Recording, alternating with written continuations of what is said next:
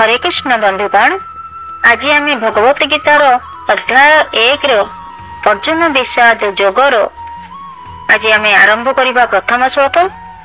तो श्लोक आरंभ करने पूर्व मु मो गुरु को प्रणाम जणाई भगवत गीतार प्रथम अध्याय आरंभ करी। गुरु ब्रह्मा गुरु विष्णु गुरुदेव महेश्वर गुरु साक्षात् परम ब्रह्म तस्मै श्री गुरवे नमः। हरे कृष्ण कृष्ण कृष्ण हरे हरे, हरे राम राम राम हरे हरे। जय श्री कृष्ण। देखंतु बंधुगण, एई अध्याय रे आरंभ हुए धृतराष्ट्र प्रश्न से जानिबा को चाहती कुरुक्षेत्र रे कौन सब चालू अछि। उभय पक्षों को योद्धा पांडुपुत्र एवं कौरव पुत्र सेनार वर्णना मध्य एही अध्याय रे मध्य करा जायछि और तापरे वर्णना करा जायछि अर्जुन को विषाद जोग दुख और समस्यार।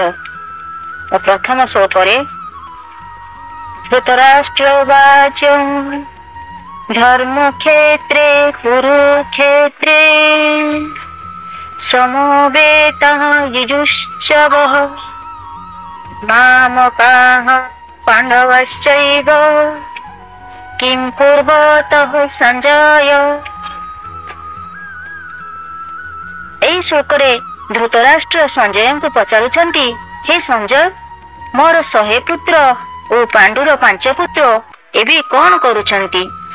धृतराष्ट्र जिए कि आखिरु अंध किंतु मनरु नाही, से संजय जहांकु कि दिव्य दृष्टि रे परम प्राप्ति होई अछि, तांको माध्यम रे समस्त युद्ध को देखि पारुछंती। तांको ठारू जानिबा को चाहंती एही समय रे दुई पक्षर योद्धा माने कौन करुछंती। बंधुगण, धृतराष्ट्र जदि चाहिथिंदे एही कुरुक्षेत्र युद्ध को बंद करि देई पारिथांते, किंतु पुत्र मोहरे से युद्ध करिबा को राजी होई गेले ओ पुत्र दुर्योधन को युद्ध पाई अनुमति देइथिले। किंतु तांको मनरे कोठी ना कोठी संदेह थिबो निजर निष्पत्ति उपरे। देखंतु बंधुगण, मो प्रथम श्लोकटी मो आपण मान पाखरे कहिली। शिक्षा आपणकर गोटाए भूल निष्पत्ति आपणक विनाश करि पारे एवं आपणकर गोटाए ठीक निष्पत्ति आपणक सुरक्षित करि पारे। One wrong step can destroy you and one right step can protect you.